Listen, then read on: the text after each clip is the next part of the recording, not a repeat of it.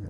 Elmer, you've been involved on a lot of nuclear tests at the Nevada test site during your career at Sandia, and been associated with responsibilities of arming and firing. Will you recall some of those experiences for us? Well, to begin with, as I told you before, I was kind of the rookie, the baby of the outfit. I only spent my last 8-10 years at Sandia in arming and firing. I got my first taste of the work back during Dominic in '61 or so, when I assembled, tested a lot of A&F components in Livermore, installed them in the big, I think it was a B-36 case or something. And then we went to another area to install the device, and then they were flown to the South Pacific. But then back up in about '81, I was in a project group, and I was assigned responsibility to look over a nuclear test of that weapon from the project group side of the fence. And so I got to know a lot of people at Lawrence Lab and actually and the Sandia group during that. And I loved the work. I liked the test site. I liked the people. So I kind of followed up on that afterwards and got transferred into the group. I can't remember exactly when, '82 or '83. During that time, I probably worked on or with about 50 tests, either in the planning stage or in the field. And like my boss, Alan Church, said in my reviews, Elmer was never worried about getting his hands dirty, and because I really enjoyed it. Except maybe sometimes back in the zero room in the tunnel where it was muddy and hot and humid. But anyway, I started out probably '82, '83, and I was just a grunt, helping Ray Peabody in a tunnel, or Harold Roberts on another test. And during that time, I got to work in the flats, in the mesa, in the tunnels, and it was a great experience. And I never did anything like climb a tower like Bob Burton to disarm a bomb. And so I had quite a quiet time. A couple of interesting things was on one shot, the TV cameras were always on ground zero when it got down to zero time. And there was a coyote sniffing around right at the pipe head, and test director held for a little bit. He says, gosh, it costs taxpayers a lot of money to delay, helicopters running around and guards. He said, let's go for it. And it was like seeing a Wile E. Coyote cartoon when that thing went off. The coyote kind of went up in the air and then came down with all four our legs straight out. And then when he looked around, then he got up and just ran. So, one other interesting event was when I think it was on Belmont, out on the mesa, WSI guards. It was about 4 in the morning. We were doing our arming, and they found a protester. They had figured 2 of them had walked onto the test site. And this gal, they apprehended her as she came up. Anyway, they duct taped her all up, had her in the back of a pickup, and they hauled her off. And so we proceeded with the arming. And then, of course, about daylight, they had helicopter surveillance. And we got back to the CP and started the countdown. And we knew this guy didn't want to be there at zero time. And sure enough, he must have had a scanner listening to the radio. Because we got down in 20 seconds or a minute, I can't remember when, he came running out of the rocks. And then WSI went down and picked him up. But it was the only 2 really stories I had. But, other than that, got down to the end of my time, and nuclear testing was fading away, and I was really sorry to see that, from a personal point of view. And so I decided to retire, because I didn't want to work in anything else. I was kind of spoiled by then. So what else can I say? It was a great ride. Tell us what some of your challenges were. Oh, well. In arming and firing. That's a very important yes. aspect of these tests, is it not? Yes. Well, I think I blended in all right because my entire time at Sandia, I was always working on some kind of explosive detonators, X units, neutron generator work, and detectors. So, of course, most people at Sandia are involved in something like that. But anyway, I had experience in that. And so then it was just a matter of learning the ropes from the old timers in the group on how to do it. And probably my most fun things were stockpile confidence tests. They call them special tests, and you can't associate a specific test with a stockpile sample test because that's classified. But anyway, I worked on a number of those, both for Lawrence Lab and for Los Alamos. And I kind of coordinated things between the project groups, whoever handled that weapon system, and our group. And almost always had to build or design and build some kind of an interface box because these units were not like the standard A&F. Normal A&F shots, you have an X unit, you have a neutron generator, you have the things that fire the squibs, so forth. Kind of sort of cut and dried. But on these special tests, they always required some conditioning. Had to be subjected to some G-force to simulate a flight, and they all had safety switches. Some were complicated, some weren't. So we had to have, we either sent down special signals or unique signals generator was used to operate the safety switch downhole just prior to zero time. And it was always a hold your breath situation on those things. And to help us in that, on the first one I worked at, was one of my really innovative ideas, is that they always had a squawk box on the pedestal out in the assembly building, back to the red shack, for the guys to talk back and forth, well, check from here to there, do this, do that. So we were buttoning up to put the thing down hole. I said, well, why not just leave the squawk box taped here? Because the wiring was through the downhole cables. They said, we got permission from the test director. So we said, okay.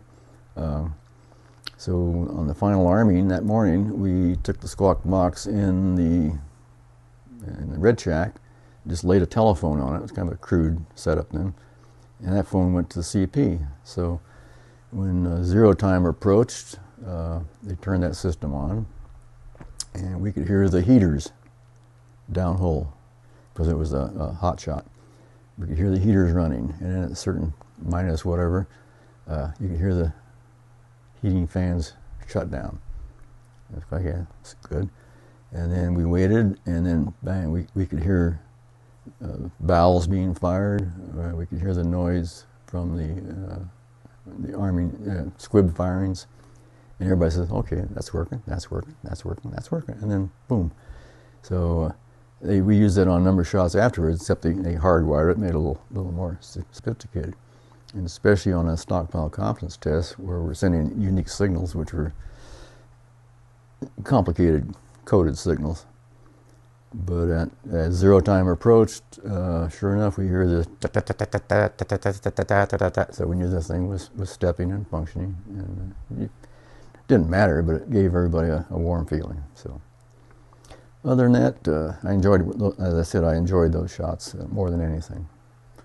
And other than that, I usually worked as a grunt, chasing Peabody through the tunnel, trying to keep up with him, and crawling under, over, and around things to get to all different places. So that's about all I can say right now, unless you have another question. Well, would you tell us what a red shack is? And how Oh, my goodness sakes. Well, okay. Well, when are you going to see Bob Koza? He's the expert. Red shack is the trailer above at ground zero, where it holds all of the equipment used to run the shot. It has all the power supplies, and all the cables from downhole come, all A&F cables come into the red shack. And all the dry runs are held there, and we hook up to the downhole cables every day, measure the resistance, and make sure that nothing has gone wrong, because it does happen. Like there was one occasion where I can't remember the name of the shot, but the readings got goofed up. And they said, "What the heck is going on?" Turned out the whole thing had filled up with water. And I can't remember who worked that shot, but I think they finally got it. Oh, I know it. No, I'm not even going to mention that. Anyway, everything was taken care of. But that's why the cable checks were made on a daily basis. And you set up equipment in the red shack to simulate the downhole equipment, and you actually charge an X unit and fire it into a dummy load, make sure that everything up to that point is working. So, and let's see. That was our home at Ground Zero, was the red shack. That's where we worked. And at that point, we had, besides our A&F guys, we had the EG&G techs who started at the same time we did, installing equipment on the downhole pedestal and all that. So you kind of become a family after, because it takes a number of months to get set up, do dry runs, and then fire the thing. What was the other thing besides the red shack you mentioned? So. Well, what about tunnel shots? Was there a red shack on tunnel? Yeah, in the tunnel, the red shack was in the tunnel, but it was in back of where it wasn't supposed to get destroyed. I think it happened once or maybe more. But all the same equipment, it's a big thing, because these racks and racks of equipment have to be taken into the tunnel, on the rails, and then moved into, I call it like Fred Flintstone's office, because you're in a cave. It looks like a cave with all the shotcrete walls, and all of the cables, just like on a regular shot, all the cables from all over the tunnel come in to the red shack, and from there you control all the arming and firing. And in a tunnel shot's very complicated, because there's dozens of people who have experiments going all over the place down the line of sight pipe. And so you have to provide timing signals, fiducials we call them, to tell them when T0 was. And we have suitcases all over the tunnel with X units and equipment to fire different valves, door closures, fast-acting closures, so that as soon as the shot goes off, you bang, bang, bang, you start closing all of these doors to protect the red shack. And there are thousands of oscilloscopes, or hundreds anyway, down there, recording devices to protect all that. It doesn't always work, but it usually did. So, anyway, like a tunnel is just tunnel shots. It's a regular city down there. There's a carpenter shop, there's a welding shop, all in little alcoves dug into the rocks off to the sides. It is like a city. And you do a lot of walking and a crawling through the pipes, especially towards the end, as they're closing things off and filling with grout all of different areas. And so you end up crawling through, I think it's about a 3-foot diameter pipe. And sometimes you rode through on a little roller, little wheels like you move cargo on. They had those little roller skate wheels in there. And you get on a little board about this big, and the miners will pull you through. Except sometimes they like to pull you real hard to make it, like I hit my head one time. They pull so hard, I hit my head. My hard hat came off, hit my head. I was bleeding all over the place, and they all laughed. So the next day I was kind of healed up, but still sore. And I think they saw me coming, and they yanked it again. And same thing, I reopened the wound. But anyway, it's just it was all a fun time. Anything else? Were there some events that were failures as far as arming and firing? No, sir. No, that's why I gave out the little attaboys to guys in my group. If it worked, at least our part, if the thing went boom, then, we did our thing. And so I issued attaboys, and I said, okay, you're issued one attaboy for this successful event. And I said, but remember, 1-0 crap wipes out 10 attaboys. So the guys always thought that was kind of funny. We had, yeah, I don't think there was no disasters that I know. We had troubles.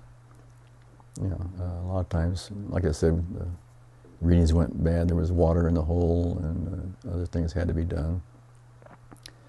But normally, everything went like clockwork. Sometimes there were pressures, like some tests were very complicated. Different things had to happen within a certain number of microseconds. And everything was moving along fine. Then during the dry runs, all of a sudden, things weren't working right. And then it came time to go down a hole. And, you know, delays cost money. And the test director at Lawrence Labs said, "Elmer, are we going to put it down whole or not?" I said, "Get her done, you know, put her down." So, and they did. So it was a worrisome time. But during that time, I was running back and forth to Livermore in my lab there, doing experiments, and I finally found out what the cause of the timing jitter was. And I explained that to everybody. So, and things worked perfectly on shot day. So, but there were a lot of different pressures, a lot of fun times. So, all worthwhile. It sounds like the tunnel shots were more complex than the downhole shots. Oh, certainly, yes. You had to supply so many different signals. Yes, there were so many groups that had experiments in different places. You know, I think Lockheed and the Army, just a lot of people. And we had stations everywhere. Ray Peabody was one of the experts, our expert in the tunnels. I think he did most all of them. Joe Ariano did one or two, and I helped in a lot of those. But they were very complex because there were so many different stations where we had equipment. And we'd have these suitcases, or on the wall, we call them. They'd all have X units and all kinds of equipment in them. And these suitcases had to be buried at prior to shot time because they filled the entire area with grout or concrete. So these boxes all had to be sealed, and you had to know everything in there was checked out and working before it all got filled up. You couldn't get back to it. So it was a lot of dry runs were complicated, and every day you had to walk from here to there to there to there, checking the equipment and making sure things were proper. But as I say, Ray Peabody was our tunnel man. Did all of them, I think. But other than that, let's see. Was each tunnel test unique, or did you have a standardized set of arming and firing equipment? Well, there was pretty much standard as far as the A&F equipment used to arm and fire the device. But they were all different in the location, different tunnels, different places in the tunnels, different number of users that needed signals from us. And but they were basically the same. But they were all run by, I guess, DNA, Defense Nuclear Agency, and so the military was involved also. So you didn't have just Los Alamos or Lawrence Lab as your boss. You had everybody.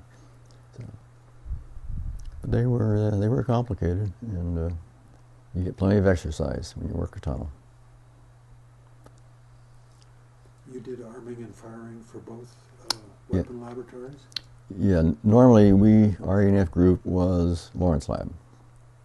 But I got to work with Los Alamos on these special tests. So I spent quite a bit of time working on that side of the fence, so to speak. And I was quite honored at my retirement party, one of the last ones, I think, at the test site, because so many different people came to my party. Lawrence Lab and Los Alamos people and EG&G people, and so I think there were like 65 people. So I was quite honored. It was a great event. So I was just sorry to see it go. What were some of the most challenging jobs you had? Well, those special tests, as I mentioned, they always required something out of the ordinary. Special components that Lou McEwen in Albuquerque would get built at Bendix, or I would build at EG&G in Las Vegas. They always had special requirements, and but they were the most fun because they weren't just cut and dried, and they all worked. Also, that was fun. Now, what there was as I say, there's pressures involved. One I did for Los Alamos, you got right down to the end. You sent a fire pulse, to tell the thing to to go. And I scrambled for a month or so, trying to get that pulse to look right. No matter what I did, how many cables I used, how I configured them, at the downhole end, the pulse just looked marginal to me. And I discussed this with Los Alamos people, and they said, well, we're going to go do it anyway. I said, okay. And we did, and so that morning I was, I was worried. But then when I felt the shock wave come through the CP, I said, oh, okay, it worked. So, but it was fun. Like I said, I wish I could go do it again, except I couldn't crawl through those pipes right now. I can't really get out of bed. Elmer, you spent a lot of time away from home. I did. Like I showed you in that book of mine, I marked all my travel days. And like my wife said, geez, when I was raising the kids, well, this is, of course, after my kids were almost raised, but even before at Sandia, I traveled a lot. And they said, geez, when the kids were little, you were either traveling or playing golf. I said, well, I wasn't a dummy. So. But yeah, when I traveled to the test site, sometimes I would fly Amy, which was the nickname for the Lawrence Lab plane. It went straight from Livermore to Desert Rock Strip at the site, or I would fly commercial, because a lot of times I was actually working in Las Vegas at EG&G or going to meetings and things like that. So, but I always thought I was kind of a company man. I traveled Saturdays, Sundays, nights, and looking back on that, I was stupid.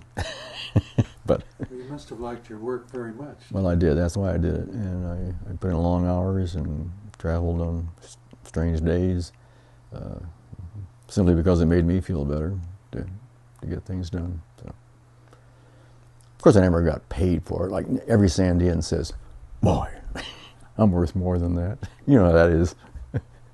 Yeah. I enjoy now reading the lab news. Well, I don't like it because lab news isn't much anymore. Used to have pin-up girls, way back. Gal sitting on a stool with her steno pad. But anyway, it's been a good retirement. As you can maybe see in the background, with the nestled in the trees, got a little over an acre. I don't really need that much now, but I got it. A lot of raking and leaves and burning and stuff. And glad you guys came to see me. Elmer, is there any one event that particularly sticks in your mind as significant? Only the ones that where I was worried. Most of them. And like I say, I think I was involved in maybe 50 shots in 8 years, either in the planning stage or actually worked in the field on. But the only ones that stick in my mind are the ones that where I was worried. But everything worked out. Like Harold Roberts always said, let's see, how'd that go?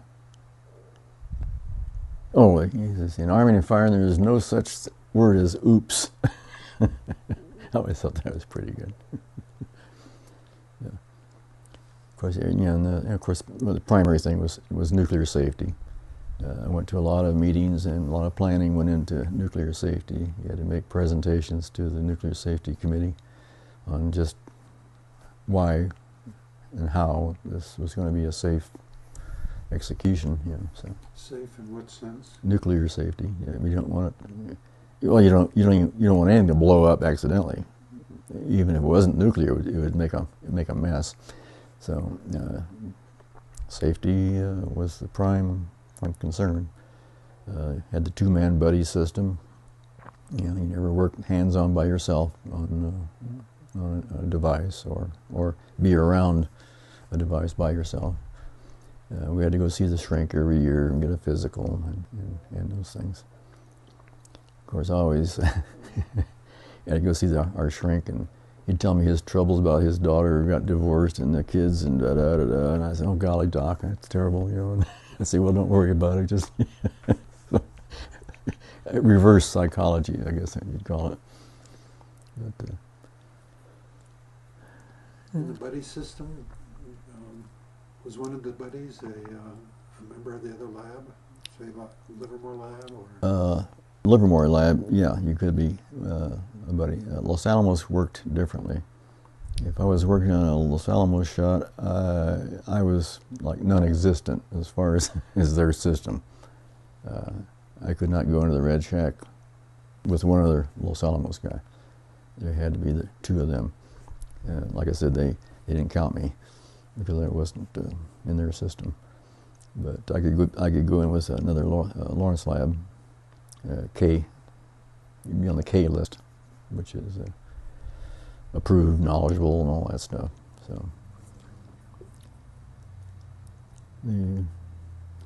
So you weren't able to go into the Los Alamos Red Shack? I could with them, but not with them? With two other of them, two others, but not one other. Yes. Okay. Yeah, they had their own separate rules. And it was, you always had an updated K list. In fact, the WSI guards, they all had books, and you had to be on the list to get in and so forth. It was a kind of a tight ship where they ran things. And we never came close to anything accidental, as far as I know. The only accidents you saw were the ones you had in the HLOS? What? Where you got your heart. Oh, yeah, yeah, right. That's it. Those are minor things. Yeah. But the only thing about going to the test site is that's the only place I ever had toothaches. Get down there. And gosh, I remember one time I had an abscess and it was all swollen up, and I thought, God dang, I was about ready to die. So I went to the steakhouse, got a martini, and got that little plastic sword out of the olive, went back to my room and punctured the abscess. My kids don't like to hear stories like that. It's all part of field tests. Yeah, it's kind of like it. Once you're out there, it's hard to do anything. There's no dental offices there, I don't think. So. Yeah. Were you involved with any of the cavity events? No, no. I worked some other tests where I forgot about those. They're called OSSI, seismic yield tests that Lawrence Lab was doing.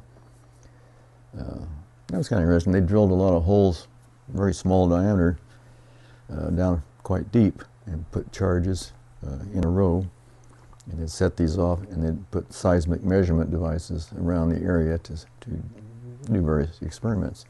And that was a challenge because they were very narrow holes, and they were down deep, and so you had to have the firing system uphole because you couldn't get them in that space. So you had to have get the signals down that cable to a depth, and you wanted those things to work also because you didn't want to leave any explosives unfired down the hole. Those were chemical explosives. Yeah, yeah, straight. Yeah, not nuclear. Yeah. And that was interesting because, like I say, we worked long hours. I think we fired one of those off at 10 or 11 at night because they had to wait until all traffic was gone out of the area, and so at night, I think it was 10 or 11 o'clock, we finally fired the thing. And then the guy opened the door of the red shack and he said, "My God, look at this." And he looked out the door and there was a fountain of water, probably 100 or 200 foot high, flying out of this hole in the ground. Evidently there was an underground spring and the explosive pressures, just a huge amount of water. And that was kind of interesting, something they didn't expect. That's unusual. Yeah, it was. Yeah, but those were. Then we had other tests also that were non-nuclear. Yeah, I just go blow something up for whatever reason. So there was always something to do. So. And besides, as I said, our A&F group, Livermore based, was usually 5 or 6 of us based in Livermore, and of course there were guys out of the Albuquerque division who regularly came to the test site to work on similar events. Larry Skinnendor and Ray Peabody, Lyle Hake, and Joe was from Livermore, but Larry Skinnendor, and other people. So. And we always had a good time when we had our division get-togethers. Alan Church always organized something to where we all got together, and everybody gave presentations on what the heck they were doing and what new items were being developed and what's new in the field of neutron generators and such. So yeah, there wasn't any idle time. So. How large was your group? In our section in Livermore, it was just usually 5 or 6. Sometimes it got down to 4, I think, towards the end. But of course, Alan Church had all the people back in Albuquerque that did the design, making new X units, new neutron generators, new gizmos. So.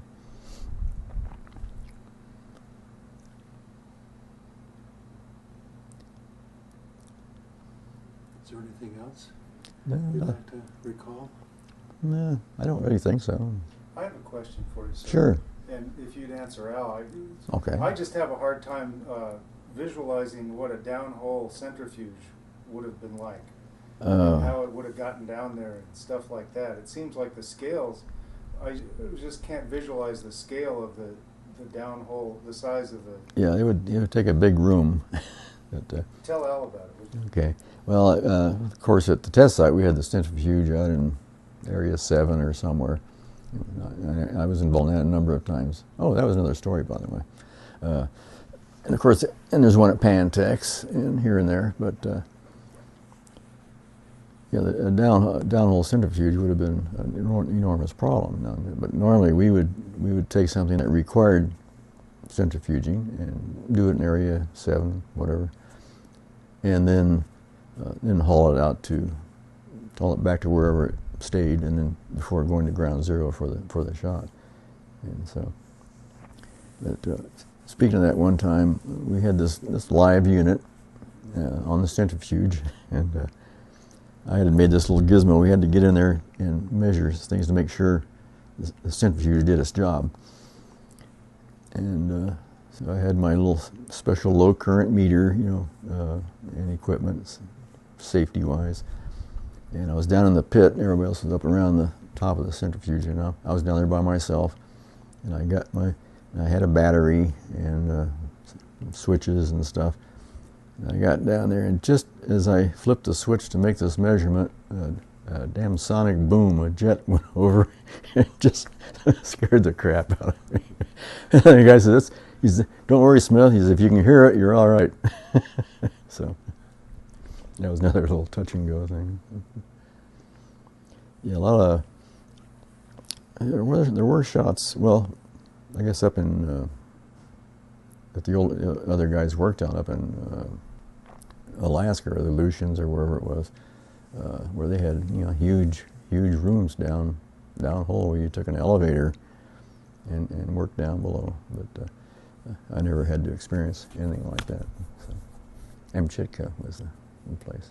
So you centrifuged the weapon off site, and then you had it once those switches had acted, they stayed. They stayed. in that They position. locked. They locked. So at that point, you were just cutting out the safety systems one by one. Right, and we still had to provide certain signals downhole to. There's one other step in the safety procedure. You had to simulate flight on the centrifuge, and those switches would set, and then that would allow you to go beyond and activate another safety system. So, like I said, I always felt better learning all that stuff about how safe our systems are. So. Was lightning a big issue? Yes, and that's another kind of a story. I probably shouldn't be telling stories out of school, but that testing's over now, so what the heck. We go to the nuclear safety committee, and we'd say, okay, lightning, we will never deliver the weapon to ground zero during a lightning storm or a threat, blah, blah, blah. And normally you wouldn't want to, but a lot of times as things change fast. The weapon thing could be on the convoy on the way to ground zero, and it could be clear on the mesa, usually, which was a long trip and slow with helicopters and guards, and then maybe the little storm would come along about then. And of course they're at ground zero ready with the crane ready to take the thing in the assembly building, and I was there with Alan Church, and he says, I think we better get in the car. Not that it would have helped being in a car, but just personal lightning. And there was a lot of lightning in the area. So you kind of sat there thinking, ta-da-ta-da. But in defense of that, that's another thing I worked on a lot with Joe Ariano was lightning safety. Joe worked with an outfit in Florida developing components for lightning safety, and we started putting them in all of our assemblies downhole. They were, I can't remember what they're called. Kind of like a varistor. Something would break down.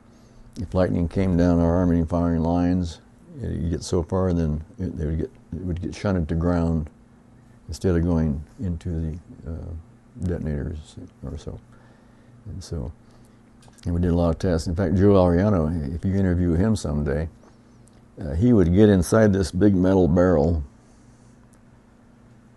with oscilloscope and equipment, and the outfit that ran this lightning simulator would hit that metal barrel with him in it with 6 jillion volts and coulombs of electricity, and he'd be in there making measurements while they did this to him. Well, I didn't volunteer for that one, but anyway, those lightning was an issue, but in the last couple of years we had developed technology and installed it in our systems, so to get rid of that threat. So. Any questions, Cindy?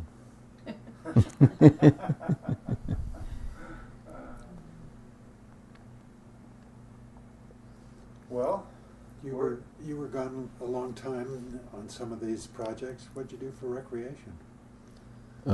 Went to bed early. Eat at the steakhouse was always fun. We used to get together in my first started working there. I only knew Lawrence Lab people, so I'd go to what they called the Mercury Red Shack, where Earl Crooks was a device systems engineer, and he would almost every night barbecue something, and we'd just go over there with the other guys and eat and play hearts or pinochle,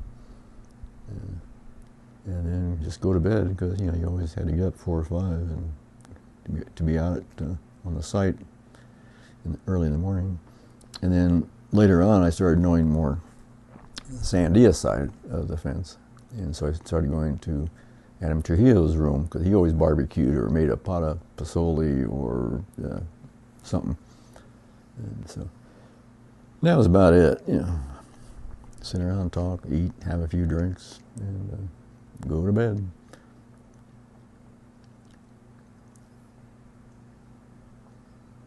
Feel your work was very important?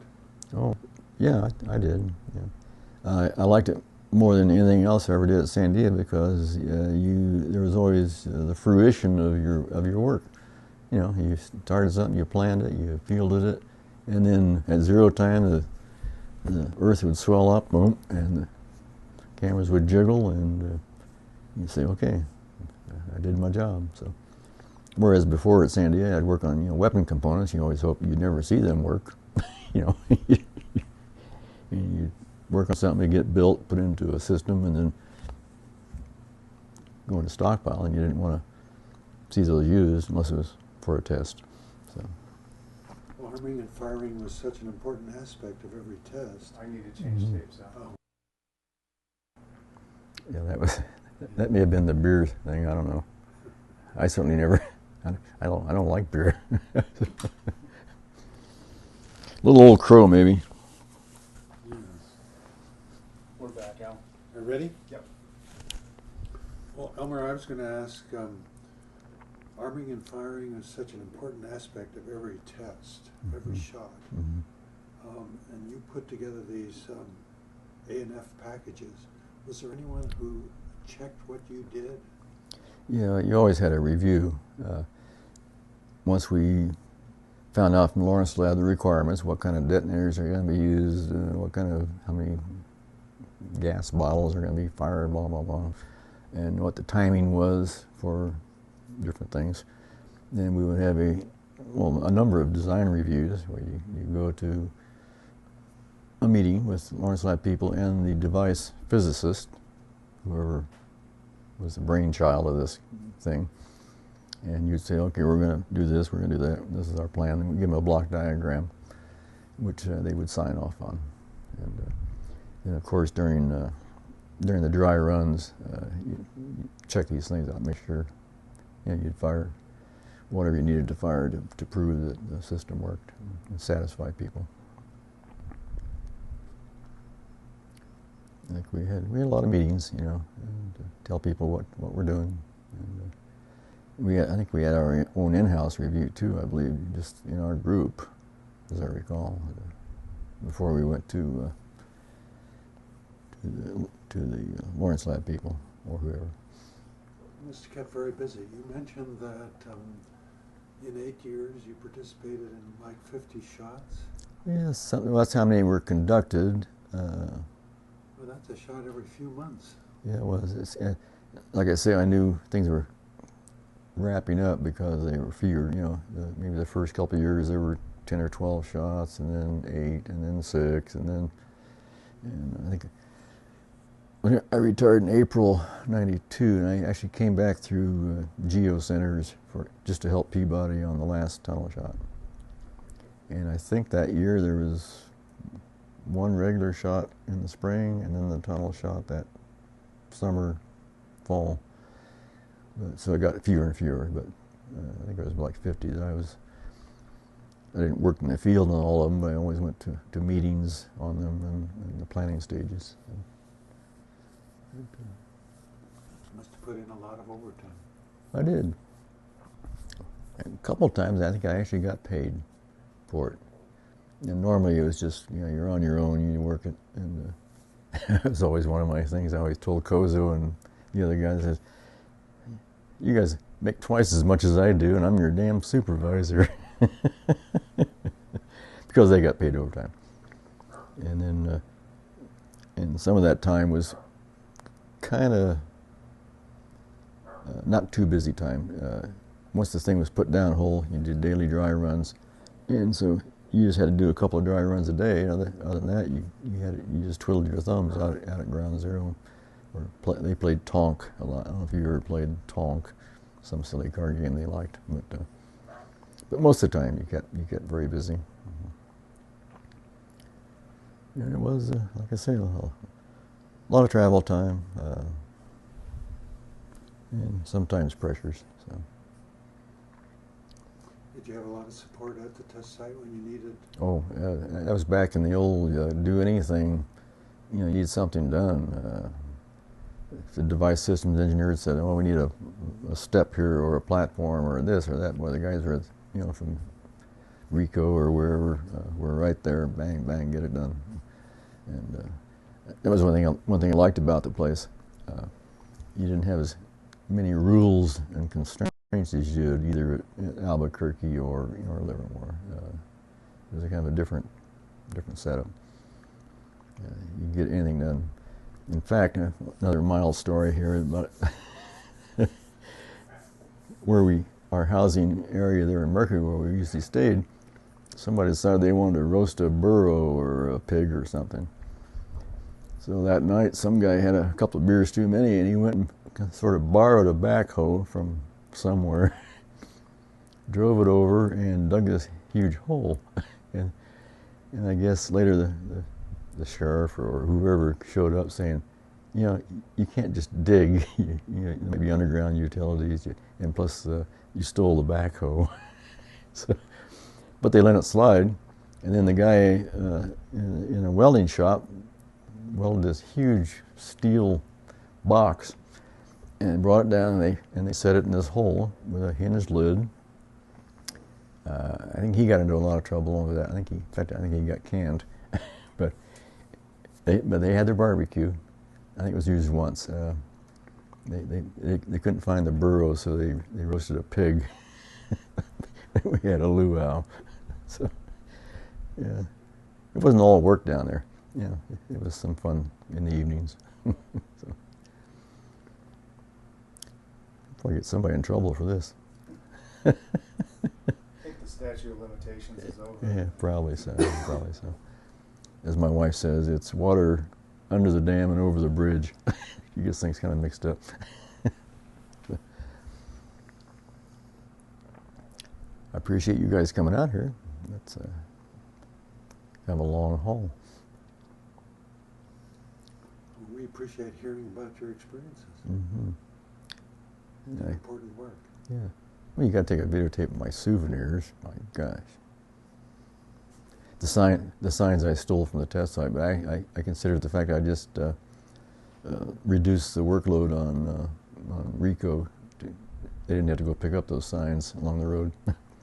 Actually, they quit doing that towards the end because they thought it was just giving the protesters a map to Ground Zero. So they quit putting those signs up.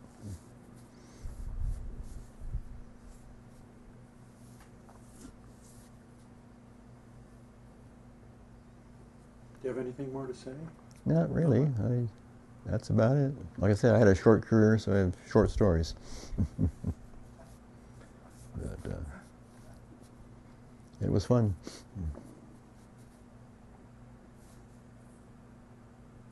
Cut.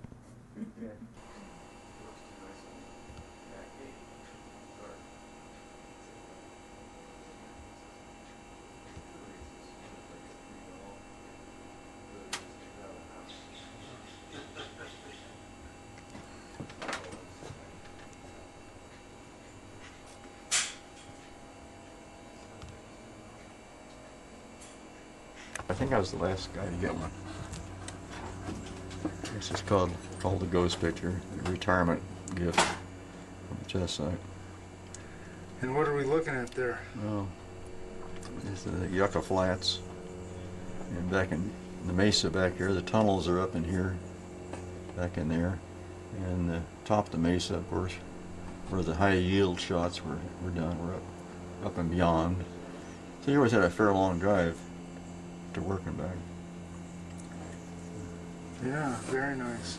And this is one of the first shots I worked at, a little souvenir. This is probably the second shot I worked at. I just decided to steal some souvenirs. You can see where they've been bent to fit in my suitcase.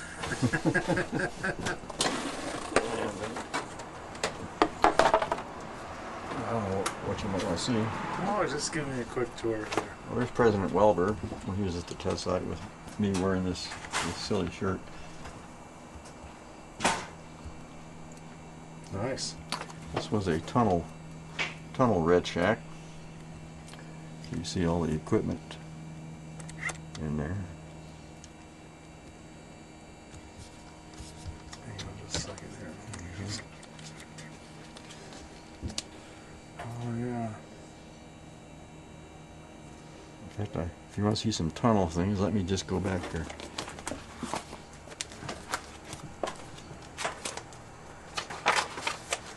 Let's see what I made up. I don't know how the lighting is. Oh, it's great. It's Ray Peabody. One of the suitcases I was talking about at various places in the tunnel. This was the Red Shack. We're doing a dry run here.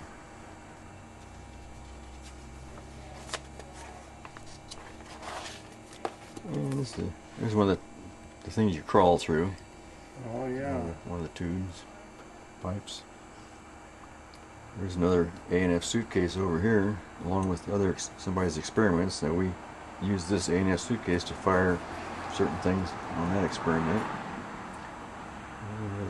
One of the intersections in a tunnel. You see all the wires, cables, lights, train tracks. This is the little thing you scooted through on the rollers. If it was a long pipe. Yeah, yeah. And it helped for hauling equipment out before zero time. You had to get all your gear out. That looks claustrophobic. Yeah, it was. Here's inside looking out. There's our telephone lady. This is where I said the office of Fred Flintstone. This is a desk and a phone in this cave. Oh, yeah.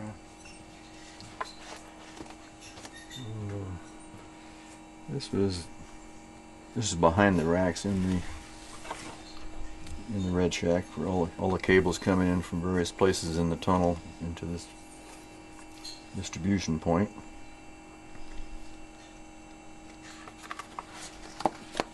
This was ground zero, some classified stuff covered up. There's one of our X units. And isolation boxes, CDUs, wiring. And on this one, I think the device was over here somewhere. And this is the line of sight pipe going from the zero room out to experiments. And this is one of those boxes that has to get sealed up because of the grouting. This whole area is filled with grout or concrete. So you had to seal these up with stuff. So do they pump concrete down there? They pump it in. They start down at the one end and start pumping as they work their way out, and you use the pipes to get back and forth to where you had to go. And that's one of the suitcases on the wall. Just a bunch of wires to fire one of the fast acting doors. FACs, they call them, fast acting closures. And another look at the zero rack, all the stuff used.